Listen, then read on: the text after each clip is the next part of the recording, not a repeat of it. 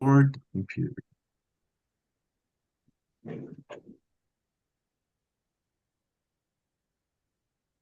Welcome back to Behind the Badge, the podcast that tells the untold stories of correctional staff, the backbone of the justice system.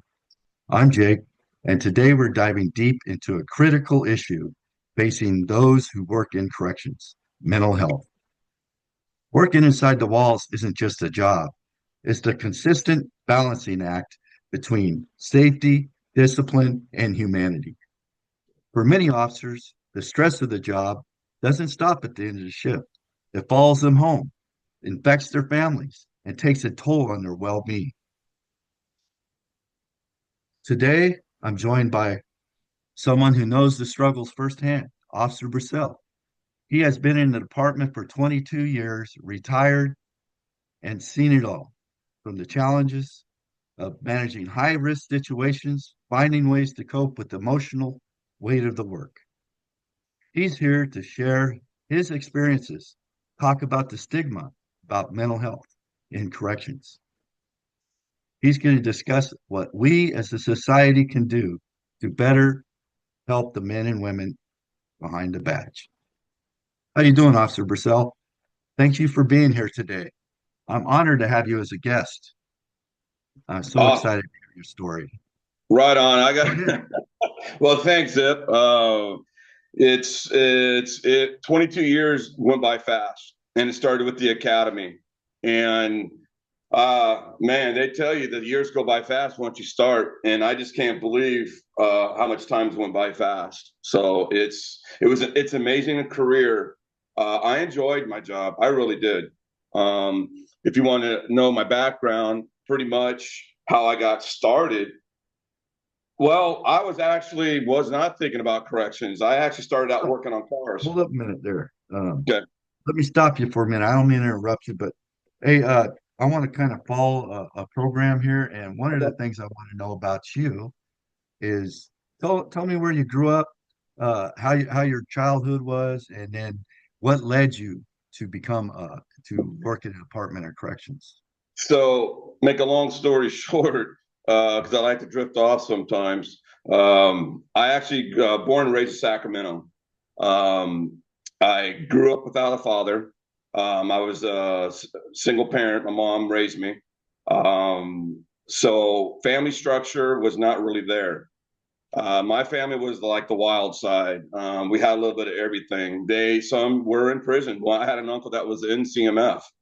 Yeah. Um, and so that was an eye opener when I found that information out later in life. Wow. And so living in Sacramento all my life, still living here now currently until I get off my butt and make some changes because I'm going to leave California. But yeah, I was born and raised Sacramento, and family structure. I really didn't have family structure. My mom was a solid person. She was a mother, father, all in one. So, unfortunately, at the age of 17, my mom passed away with brain and lung cancer. So I was pretty much on my own. So Sorry about that. that was hard. That was hard because Yeah, I bet it was. 17-year old, you ain't supposed to be living that Mm. life. So my mom put the fear of God in me. There was God, there was Jesus, there was the Holy Spirit, and there was my mom. Well, my mom's above the Holy Spirit because I was more worried about her than anybody else. But she built my character. She taught me how to be strong. Now, to how I got involved in corrections, is that another question you want me to answer? Yeah, sure. I want to know what drove you to law enforcement in general. I mean, So I what actually, gave you? I What was the passion? when I was 17, I ended up going to an automotive school in Phoenix, Arizona, which was called AAI, Arizona Automotive Institute. And I got my degree in automotives, came back to Sacramento, started working on cars, and I just got tired of it. So I went to Terminex. I used to tell people I used to kill professionally by the state of California. And you get the looks on people's face. Well, I'm pest control, man. I'm pest control. But I used to Right. kill professionally. So as on my routes, I had a lot of law enforcement people from corrections to CHP to sheriffs, and Mm-hmm. so they kept throwing, hey, you need to go do this. I had two boys. I got married, had two boys, and the biggest thing we as men, we think, how can we provide for our families? And Right. I was loving my job at Terminix, but I wasn't satisfied. Well, through Yeah. my uncle, he says, man, you might want to think about going to youth authority, this, that. I'm like, youth authority. And I always had a drive to teach because I used to coach baseball for my little league teams. And I've Yeah. always liked to work with the weak people because we in this society we live in today, in my opinion. So, everything that I say is my opinion only. You have to be number one. If you're not number one, you're not good. I didn't believe in that. I always took the weak people and made them stronger because when number one falls, number two can step in and do a better job. And that's the Yeah. truth. And There it so is there. with I that, agree with with that, you on that point. yeah. And so with that said, um, I started thinking, okay, how am I going to pay for my sons to go to college? Well, no one taught me about finances, about how you can actually refinance your house and actually pay for college through your kids' house. I bought a house. I just didn't know that stuff. So I lost a lot of money trying to figure out how to make money. And so, long story short, I started putting in applications. This is what happens if I went to CHP, I went to corrections, and I went to youth authority. And I believe in spirit world. I believe in there's a higher source of power that watches over everybody if they believe in God or not. And you don't have to Right. have a Right. God as long as you believe in Mhm. spirituality. You know what I mean? So Yes. I said, hey, first one that comes up, I'll take it. Man, that weekend was the craziest weekend I ever had in my life when it came to career changes. So the point I'm trying to make is my uncle says you have something that you can use. And I was like, what do you mean? He goes, well, you got that natural structure. You got that leadership. You need to take it to where you can go to the next level. All right, cool. So I get the first one. It was this house. Zip, I swear to God, I tell this story often, and I still don't believe it how it happened. But it happens for a reason. I believe things happen for a reason in life. So I get the letter from CDC without the R. And it says, congratulations, you've been accepted. You're going to San Quentin prison. And I went, Sorry. oh shit. Because you hear the word San Quentin prison, everybody knows. And I'm like going, oh crap, what am I entailed for? So I'm nervous as hell. And then next day, I get a call from youth authority. The sergeant says, hey, my name's Sergeant so-and-so. I want to welcome you to da-da-da-da-da-da and to the youth authority. And I said, I hate to tell you this, but I declined.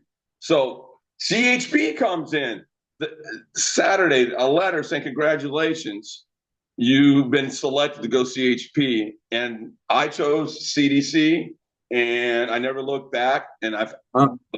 in a nutshell, I believe is what you make your career. You can make it heaven or you can make it hell. It's how you put yourself around the people. It's what you look for the good and bad. Just like with everything in life, Zip, you got good and bad in life. You have a choice. You want to be around the positive or you want to be around the Eeyores. I call them the negativity people. Oh, doom and gloom, no hope. There's always bad in something. Man, it's what you make of it. And so that's how I got started at the Department of Corrections and went through the process, the psychological exam, I ended up spinning the doctor, made him pissed at me because he said I had a temper. And I used my words, spun it, and he goes, Mr. Brucell, this is not about me. This is about you. And I said, really? I said, who's got the temper now? Who's yelling? Who's raising their voice? He looked at me, he goes, Mr. Brucell, welcome to the department. I wish you nothing but success. And I died laughing, walked out. It was crazy, but that's Yeah. how it started. Wow. So tell me about your first day when you just got off the bus at San Quentin and you finished your IST. What was your first job at San I Quentin? want to give a shout out to I'm gonna when I drop names because I have high respect. I don't no disrespects to people, but man, Officer Patrick was one of those OGs, man. And Yeah. when he came to IST, he looked at all of us. He goes, "You're no longer rookies, not to me." And he handed out little pouches of rubber gloves, and he had the inmates make the little pouches for us and gave it to us. And I never forget. And another thing he taught us right out of IST, and I tell you youngsters out there, open your 401 and 457s. He says, start depositing. Every time the state gives you a raise, you put money away, and don't look at the invoices when you get them, because you're going to go, oh. It's like a stock market, you go up and down. And I never forgot that. So that was the first week. Now you asked me about the first day. So here's a funny story. So I'm getting my wife and I were at a bank. I don't want to use names because I don't know. I don't want to get this lawsuit, cease and desist crap. But with that said, I'm in, and I get the first overtime call because we were there. We did the IST, get the first overtime call. So Sergeant Goodwin at the time, right? Awesome lady, great. She had that personality, and I didn't know what I was getting into. I was so excited to get an overtime job in Carson section, fifth tier. Fifth tier was my first actual job. So I was so Carson excited. section. Yes, sir. And I got off the phone. Oh no! What did I just do? So my first day on the job was interesting because it was Carson section, fifth tier. And I had a partner who I walked in. I was like, "What the hell did I get myself into?" I won't mention Darden's name because that wouldn't be proper. But that was my first partner's name. Hey, Brucell, Huh? just hold on for a minute. I got to take care of something really quick. All right. Just hang out there. I'll be right back. Bye. Sorry. No worries.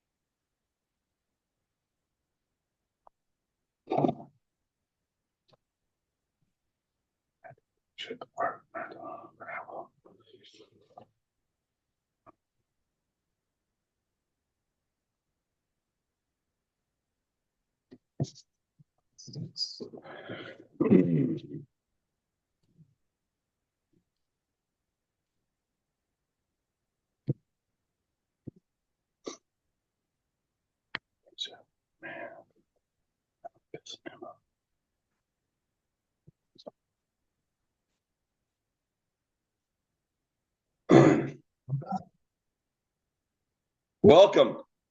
Well, go ahead. You I forgot what I was talking about. Oh, I have to repeat the question again. No, I got short-term memory disease. So you were in Carson section on the fifth tier on an overtime. And so I was working with my partner who was going through a divorce at the time, and he had a Bible in his hand. So I was like, "Whoa, what did I get myself into partner wise?" But I'm one of those. I've always been one of those. I'm gonna learn. What do you need me to do? I'll work. You're going through some stuff. I picked that stuff up naturally. So we did. We went through. That was my first actual day going through Carson section. I was doing a double my first day. Nothing happened. We did showers. He showed me how to cuff up. We fed him. We gave him sack lunches. We took him to yard, and I filled out the 114 Ds. And Hold up, Marcel. You say you took him to yard. Tell the people like the process of taking an AdSeg inmate out to the yard and okay, so what we're looking for as officers. yeah, so I remember Darden says, "Hey, we got yard," and I said, "Okay, what time's yard?" It was like I want to say 7:30. So we would Yeah, take him to. that's right. We would strip. We actually would strip each inmate out because we Mhm. don't know if we got any weapons, drugs, kites, And whatnot. they're Hmm? inside a cell, right? When you're doing Yeah. this. Yeah. So before we go process, yes. Let me slow down a little bit. Coffee's getting to me.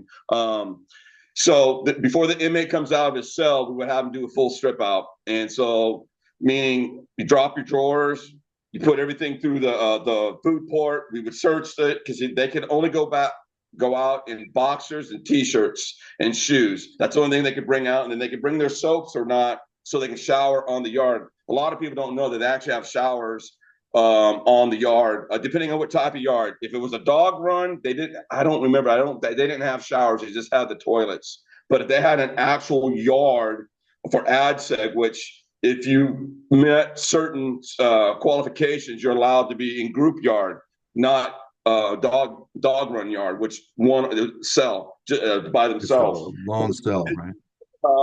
And then we put handcuffs. The way the protocol was you put the hands through the porthole, you stick them out, and you properly cuff. You always double cuff because they can easily snap out of it.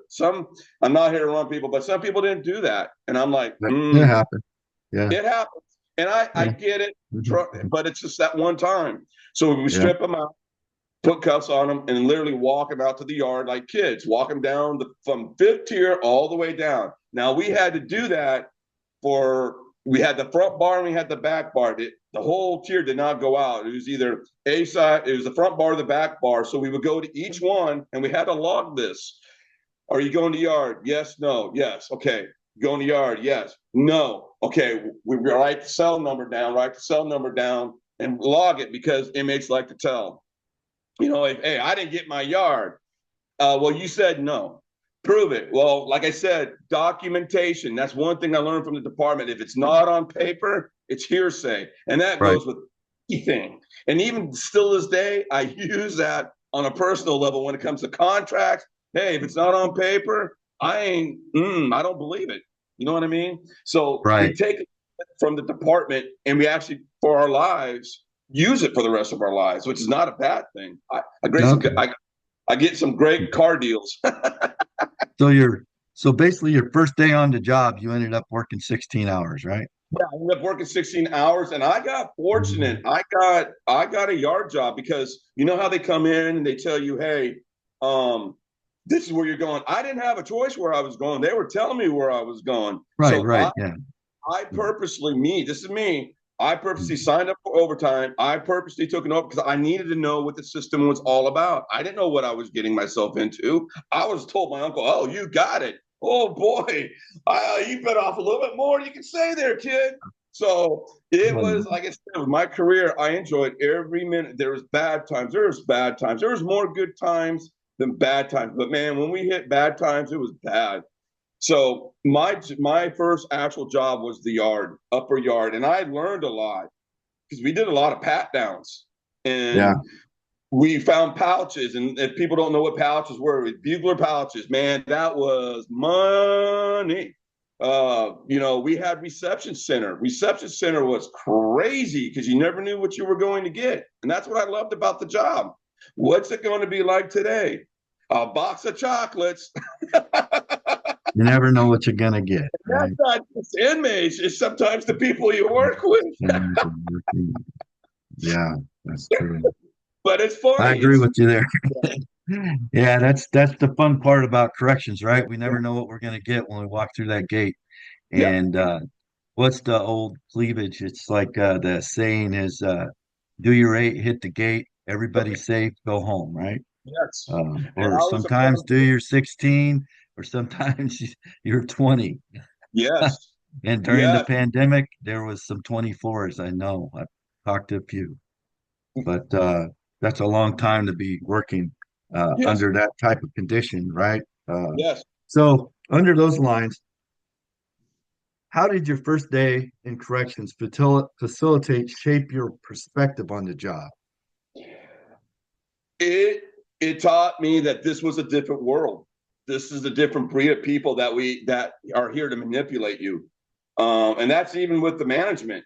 I mean, I had to learn that one. That was a lot of people don't talk about that stuff, but the inmates were the easiest ones to really to deal with. Honestly, it was the management that we had a hard problem. I think that's where a lot of mental health came into part sometimes because you're stressing not only just with the inmates you can put them back in the house and go, hey, I get to go home. But then you got to deal with the administration part. Like I said, we had great people. Don't get me wrong. But it's just like Yeah, with anything in life, Zip, we had the good and we had the bad, yeah. And so trying to get back to what your question you wanted me to Well, ask. that's a pretty good question. I mean, that was a pretty good answer to that question. I enjoyed that quite a bit, except for um, maybe I do want to know one thing What's that? because during your career, you got two nicknames. One was Red Bull, and the other one was the Eye Say of it. the Storm, right? The Eye Oh, of the Storm. okay. Yeah, Yeah. and you got that one. We had MSNBC there filming that documentary at San Quentin, and you got a little bit of a role there. What? Yes, yes. There's a couple reasons why I did that. It wasn't about me. No, no, I, not I at all. felt I felt sometimes that I selfishly talked. It was my cops, my this, and I didn't mean it that way. Because sometimes when you look at yourself, I'm like, that's pretty selfish. But those were my. The eye of the storm was the rotunda. Everybody knows, and I use that metaphor. And listen, how I use. I think I might have explained that to you a long time ago. So So my hold on. metaphor of using, Look, well, a Red lot of Bull. people, I got the name Red Bull. I'll get to that here in a second. But the eye of the storm explains exactly where I was. I was in South Block Rotunda officers for 10 years. 10 years. Wow, And I'm I, sorry. no, I stayed there because of the people. I stayed there because I knew what I brought to the team. I was like the Oreo. I'm the Right, right filling, of course, but I had the kitchen and I had the units, including West Block, to deal with to make sure right. we're feeding 3,500 inmates every night.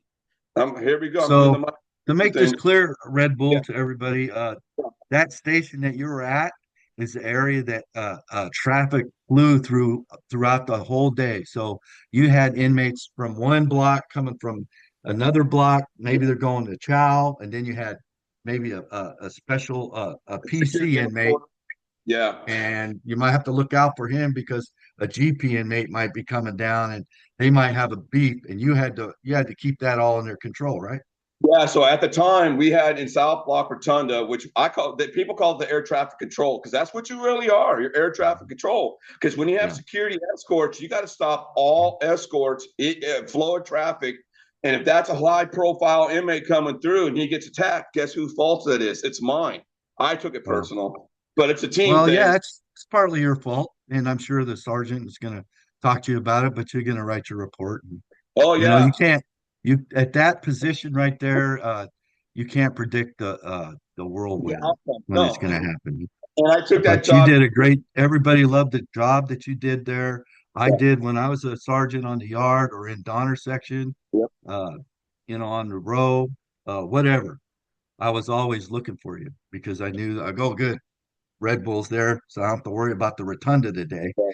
That's Well, one part of the institution I didn't have to worry about because, hey, we had you there. So so let me I talk about. commend you. Thank you. And the eye of the storm, my part was really the calm part. So if you look at a hurricane, when a hurricane comes through, where's the calm spot? It's always in the middle. Where's the storms? It's the chow hall and the landings, right? In the units. That's where the Right. storms were. So that's why when Lockup came out, I did that series to represent us for what we did. And I talked about some raw stuff, and a lot of stuff got cut out because I told it like it was. I told Yeah. things like it was, but they didn't want to. Hollywood didn't want to. Well, actually, our management didn't want us to. Hey, you're saying it like it is, but we had to be ooh. But I'm just telling it like it is. I didn't cut the Yeah. chase, You were you And were so, real. You were being real with them, but yes, and so I made that's sure. not what they wanted. Right. And back then, we had the hospital, and I had the hospital door at that end.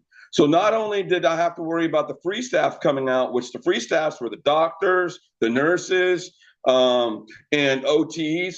The females would come in, and I would always stop the traffic. I always stop the traffic on the landings when I saw them, and I had them so well. Now I hate the word trained that they knew that if they saw me, they're not stepping out till I give them the okay. And so I would stop them at the landing and they would come through. Of course, I got a little flack from that. How come it's always the man? I don't want to be in that situation. If the shit were to kick off, these people got kids at home. They got a family to go to. My job, no matter what people may think of it, is to make sure we all go home, not just Right. the cop. We all go home. The safety and And security of the institution yep. and And how I those in got there. the Red Bull. So I'm gonna get this cleared up. It was not born and bred in prison. I have a lot of nicknames in prison. I'll give you my original one. So the lockup came in and they were saying, so I'm giving them the download on the kitchen of how many chow halls we got, this and that. We had an alarm. I instantly shot off. I left them like if we were talking, there was an alarm. I'd be gone, right? And so they came back. They said, hey. because I was telling them the nicknames that I had. They said, no, we don't like those names. How about we give you Red Bull? I looked at him. I said, What? hang on. So how come? I go, that's not a prison name. I said, because you guys are giving it to me. I said, my people who I work with was ones who give me the name. I respect that more than the name that you give me. And they said, well, we're going to give it to you. I said, that's fine. I just want to let you know that's your guys' term. I'm being called this, but I'll accept it. But when that name started developing and who my character was there, it actually fit. Wow. So I got Yeah, to keep of making my own name up and that sponsorships. was perfect. So that's how I got the name. And I had other names. My first uh, nickname by Tasha Davis was Brussels sprouts, and I just went, "Oh, here we go!" And then other names Brussels came. sprouts, Brussels sprouts. Brucell. That's It is. amazing. Yeah. Um, I do have a question.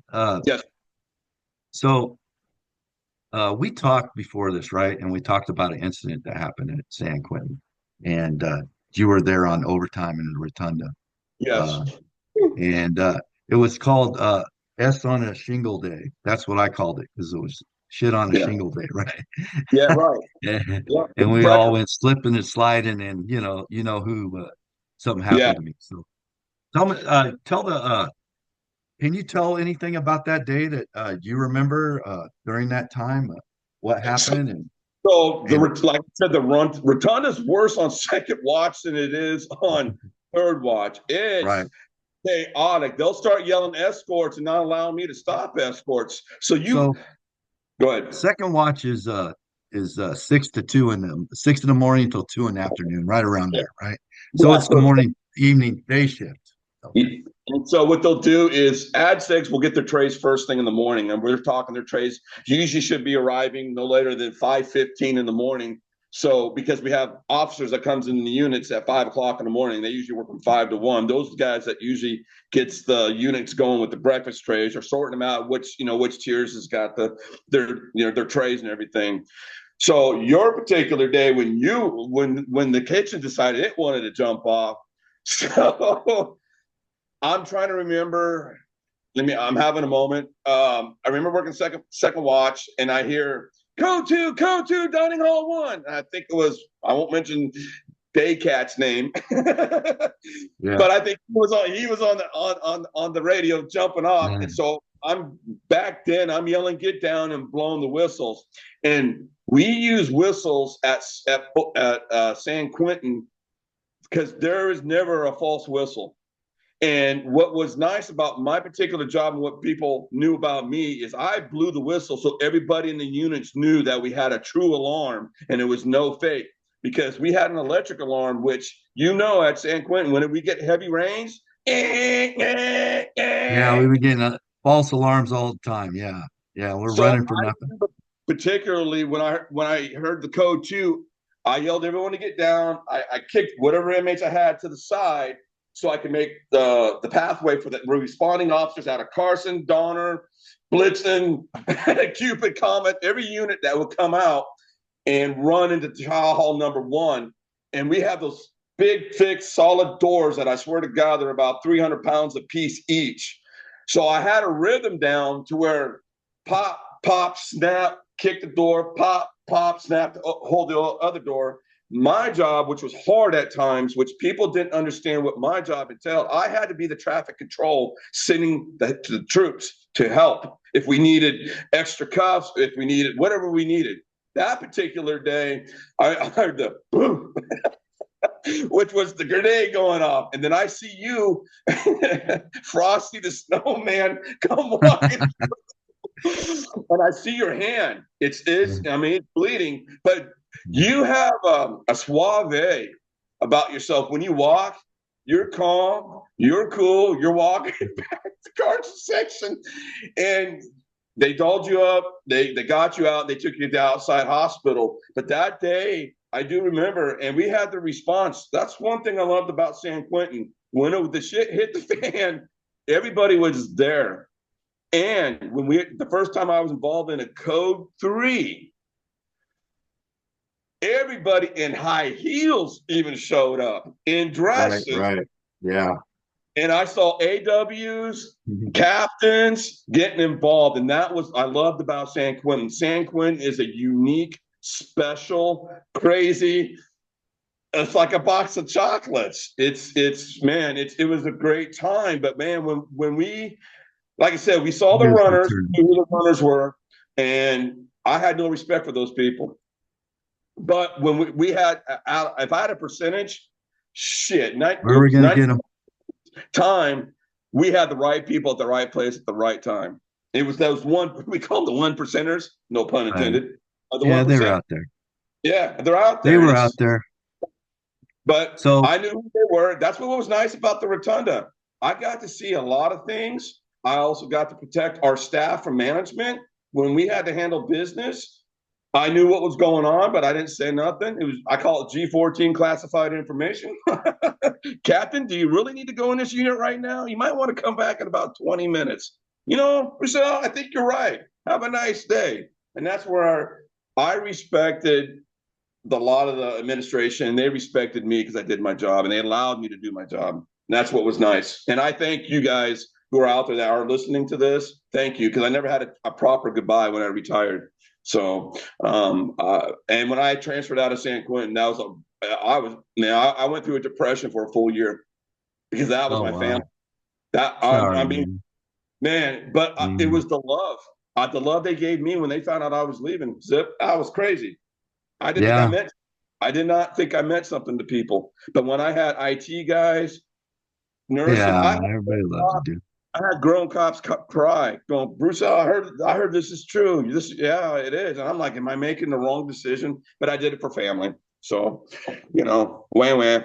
You got to do what you got to do, man, in life. And that was your decision, and Yep. you stuck to it, and you got your 22 years in, and you were able to retire, right? Yes. And you Yes. got your sanity. Yeah. Yeah. I'm working on that, but yeah, I'm getting the sanity back. Um, So everyone, I and I, did have one more go ahead. question about the Go ahead. prison the time you were there. Can you share a story where your actions helped de-escalate a tense situation? Okay, I'm going to do something with mental health because I'll tell you one. Yeah, that one there. I'll talk about. So I was working overtime once again. Got about an hour of sleep because I had to commute hour and a half from Sacramento one way. So I get there. I was working security east or west, but I was on one. I forgot what they called it. I don't know if you remember inmate Bear. They used to call him Bear. He was a special program. Well, they had him in single cell up there because I think Security West and East was just full of triple CMS. Bear was No, I out don't of remember. section. So I come walking up, I thought I was, ready to do this. And all of a sudden I take the corner because as you're walking through the gates, you got the one room where the one cell is. So I come walking up, leaving the officer doing this, and he's like beating feet. I'm like, what the hell? There's a reason why I was beating feet. So Bear did not take his medication. So Bear came, hey, Bear, boom, he hits the gate. And two for flinching. He scared the shit out of me. So he was just irate. He wanted to kill everybody. He wanted to kill his mom. And I'm trying to talk to okay, what the hell's going on? And I knew Bear. I say, hey, Bear, it's Brucell. Fuck you, Brucell. Fuck your mom, and this and that. I'm like, whoa, whoa, whoa, whoa. And I knew what he liked. Bear always liked to eat. So I'm like, hey, Bear, what's going on? Well, the nurse is, chirping at me on the side. He didn't take his meds. I said, Bear. I said, hey, I'm gonna grab you 6 sack lunches. If I Wow. give you, if I give you, no, listen, it's like having kids, right? Now I we're hear you. dealing, I know. yeah, you know that, but the people out in the Come on. world don't. They go, it's like dealing with kids. When people are triple CMS and EOPs are the crazy ones that you see on the street that talks to themselves and acting crazy. They need medication. Well, Bear was one of those people that I did not know he took medication. So that was a shock to me. So he's pounding, he's yelling, he's screaming. And so I had to negotiate with him. I go, I'll tell you what, Bear, I'll give you 3 sack lunches and 3 sack lunches later, but you got to take your medication. No, you're not. You're going to lie to me. Have I ever lied to you? No. Just take your medication. They're right here. Look, I put extra cookies in here. Like I said, remember the name of the games, Zippy, was I you have to know. worry about first shift. You can't worry about first watch, which is the night shift, or the morning shift, or the afternoon. You have to worry about our shift of going home safe. And so he took his medication. 20 minutes later, he's sitting there going, "Hey, Brucell, I'm really sorry, man. I really love you." And I'm like going, "Oh my God, that was just an EOP. That was just dealing with the EOP." And now EOP, like my first riot was crazy. talk about mental health, right? That was EOP, mental mental health. health, Yeah. So mentally that was disturbed my individual. first kind of one that I was in a situation with an inmate. I had verbal judo, so I very rarely had. I never technically got assaulted. I was very fortunate that I wasn't in that situation because I knew how to talk and I knew how to manipulate the situation. Because if I knew that person was going to have a bad day, I wouldn't. I would either leave him in his cell, knowing that hey, I ain't going to deal with you, and logging on the 114s. So, that was like I said, that was just one with an inmate. But then we had the riot, my first riot when I had the dream team working that night. That was another story, man. When we Right. had, yeah, that's when back in 2005 when I took over, and my partner doesn't mind me dropping his name, so I already talked to that. So like I said, me and Rob Bland, great partner, and Yeah. Cardona was Good guy. huh? Cardona's a good guy too. Yeah, so Cardona was still learning how to do the kitchen. I was trying to teach him. He goes, "Man, Brucell," he goes, "I'm having problems with these guys jumping up." I flash them, they sit down. I said, "The best way to do it is figure out who it is. Don't pull them out in the chow hall because it's usually the Southsiders. The Hold up. Southsiders." Yep, You got to pause for a minute. Cardona. So Cardona was having issues with um, getting the Southsiders to sit down. I said, "Hey, all you got to do is just pull these guys out as they're walking out, pull them aside, have a one-on-one conversation, let them know, hey, this is my chow hall. You never wanted to disrespect the inmate in front of their peers because they have to act up. If they don't act up and take a stand against you because it's us versus them, it's the wrong way of doing it." Well, the day that everything happened, after everything was said and done, how it all happened was the blacks and the Southsiders were going at it. And so Cardona was down in the middle of dining hall 4, in the middle, had inmates on the left and right, and he was doing the release. He said, "Man, it was like the parting of the Red Sea." He goes, "Everybody jumped up." He got hit with one of the blacks hit him, and a Southerner hit him right in the side, hit him in the jaw. Here's what I saw. So he was in the middle of that. I couldn't see none of that. This is what he was telling me. I remember going, "Badger section, yard 5, you ready for Southside release?" "Copy that, Bruce. Go ahead and send him." "Starting all 4, yard 5, go ahead and run Southsiders back to the units." So there was a way I always did it. So I always stepped halfway in dining hall 3 as I'm looking on the back row in dining hall 4, or the front row dining hall 4. I remember seeing the inmates getting on top, just like in high school.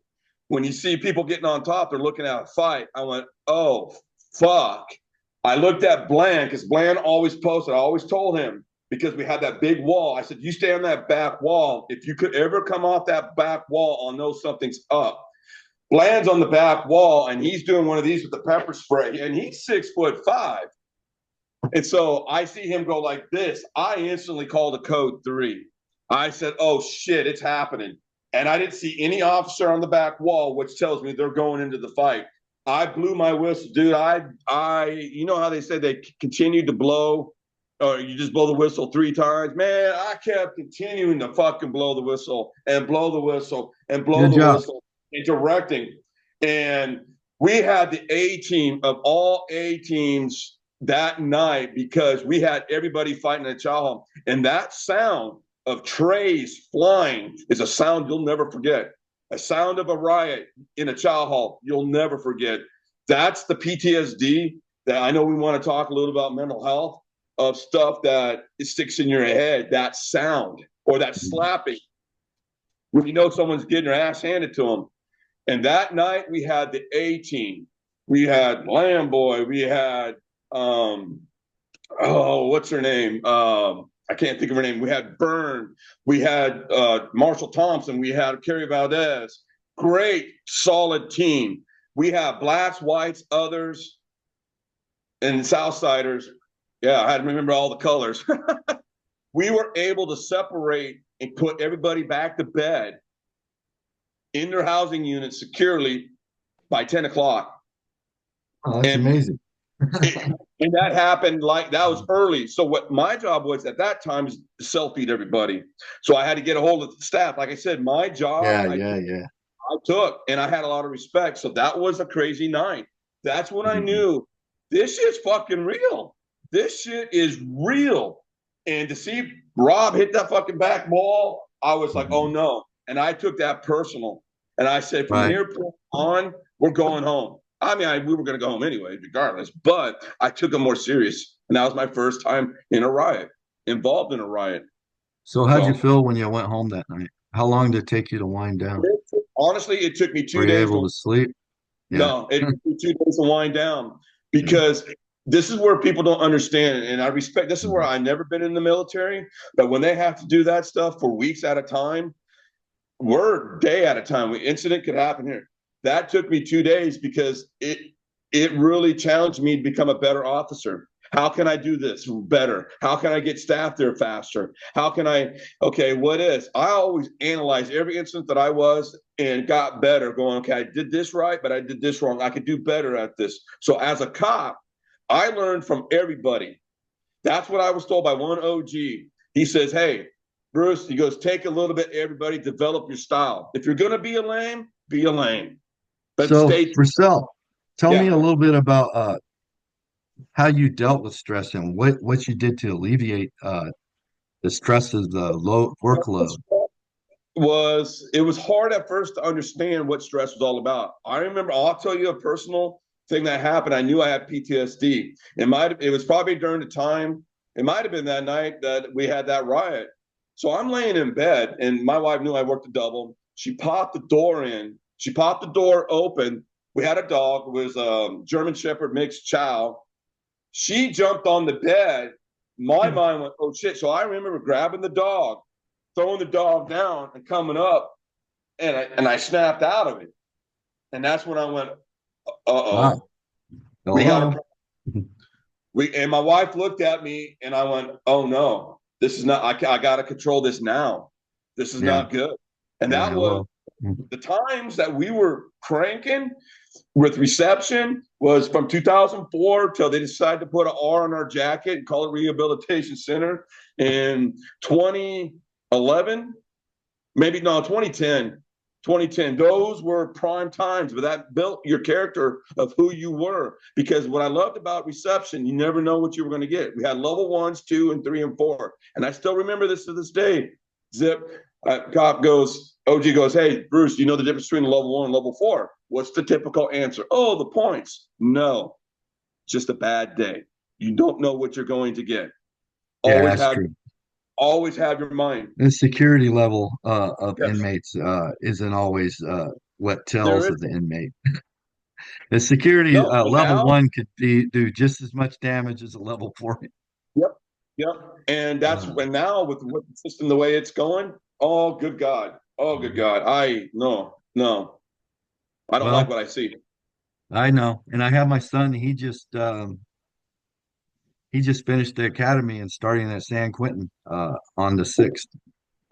Yeah, Ah, so he goes in the well, IST on the 6th. He's 29 congratulations. years old, military, and he's got a bachelor's degree. And now he Wow. wants to be work in the Department of Corrections, see how that goes. Well, But that's good for he's him. not And limiting himself to the department alone. you know, it's getting your He's foot in got the door. ambitions. Yeah. And it's about getting your foot in your door. And I tell people, if you're going to be up management, you better walk the walk because there's people that came in that just went strictly right. I mean, I, as officers, somehow jump in this management position. You have no walking to your time. And that's what I had. I didn't like. I didn't have no respect for anybody unless you were pro cop and you were willing to listen. Then I was willing to share. Well, here's a story about when I first promoted, Yeah. and I always told myself I'm going to remember where I came from. Yep. I'm going to treat everybody with respect, everybody, and I always did. And I always had a following when it came to officers that they liked working with me, because I was upfront with them and I was consistent. I wasn't Yes. wishy-washy. Right. And I did 13 years as an officer, 4 years at a level 4 prison at Susanville, then in wacky years at San Quentin during the 6,000s to 6,500 at one point Yep. of inmates, reception inmates, climbing Broadway. all over the place Yep. and Broadway's everywhere, which Ah. means, bunks lining the It's- units. Yep. And I tell you what, that if you ever got any growth during that period of time, you know, that's where I brought my juice. That's where I learned to think on my feet and be light as a kite. So Yep. Yeah. Bob and weave and then stay true to yourself. And that's what I'm glad those who are able to reach retirement can do it. But man, it's a game. People don't understand. It's a game when you come in. And not just with the uh, inmates, with the administrations, because they like to stack charges. And you know that. It's just like we're guilty till proven innocent. No, wait a that's minute. true. And that's not Uh, how it's. that's how they did it. They stacked as many. Yeah. It's like they threw spaghetti on the wall and see what will stick. Yeah. That was the game. That's how they ran it, and that's just the way it was. And what And that's the and what way it's always going to be, really, if you think and about it. if I were Um, to say anything to the officers out there right now that are still in the department, learn to move around. Don't stay in one place. That's how you're going to survive. Always say yes or no, sir, to a point. Stay respectful. Let them cross the line. Make your own documentation and load up on the 401 and 457. Because I tell you, that's your gate money to go travel. If you can live within your means on your basic paycheck that you get, man, that's what I'm doing right now. And these kids now with the cameras are there to protect you too. But unfortunately, with anything, Zip, you know how that goes. It took other jerks to blow it for us. How we used to get away with shit, you know? Hey, so then I got another subject. I was watching that trial, or not really a trial. It's that Luigi kid that did Oh, the assassination of that Wall Street guy. yeah, You know about that guy? yes. What do you think his challenges are in prison at this time? His You- challenges. Well, right now he has that little cocky attitude with him, and so yeah, pretty much. I yeah, mean, he has that. And so, what do you think's going to happen to him when he goes in? Are they going to get a hold of him, and is he going to be their puppet? What's going to happen? in my opinion, because he's a white guy, he's got to run Yeah, with the white. And he's going to be a puppet, being an on the East assassin, Coast, I don't know what's going to happen, but he's going to pay. He's going to end up paying a ransom, or not a right? ransom. He's going Pretty to end up much. paying. So he's He's going to got have to a. be the piper. You either join us or you don't join us. If you want protection, he's going to have to pay. Right. He's a high profile. So if he's high profile, more than likely he's going to probably go SNY. Their So version what of is it. that? He's going to go S&Y. You think in New York they have S&Y, the federal I prison? do not know their structure. I don't know Yeah. if you know or anything, but I think some things are going to be interesting with him. Obviously, the if well, because I'm going to drop political name. When Trump gets in office, he's going to seek the death penalty. Um, Um, and so with that, I don't know. I think the kid's going to either get turned out, meaning he's going to end up paying rent to stay alive. He'll do a life sentence. And then he's just eventually have to walk the line. If not, being a PC protection, if he's not going to, walk with the whites, you know what I mean? I think he's going So to get a without. I mean, they're going to seek the death penalty. But for what he did was cold blooded. Of course, the inmate's going to say, "Oh, I'm crazy." Yeah, well, you didn't think about that. I mean, when you're blatantly just pull the gun out and it's obvious what you're doing, yeah, So yeah, I wish that guy a lot of luck. But once you're in the system, he's in the system. You well, eventually, that's cool. You know what? I don't want to cut you short, but we're running out of time here at the station. And can you tell me a little bit about that stuff you got going on behind you? So you're a magician? Well, a musician or a musician. I play a little bit. So I got a half stack Marshall. Actually a full stack Arshall, not Marshall, Arshall. Yeah, And I like to jam to release the pressure. I have very my day. nice.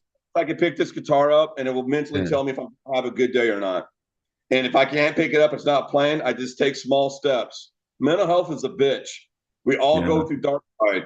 Last 3 years, I've been through hell. I've yeah. had two rotator cuff surgeries on shoulders. Went through a divorce.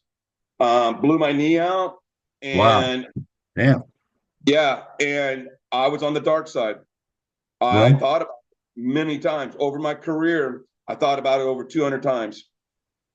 well, we're gonna And have to get together sometime and talk it up. And yeah, I really appreciate you being here today. And I'm sure our viewers are gonna really love the stories that you were telling.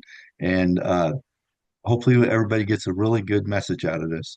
And whenever you see your local correctional officer down the street, give them a yeah. high five because they're working hard for the public out here.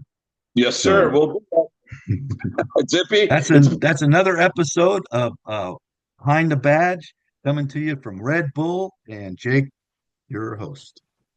Y'all have a good day and see you next time.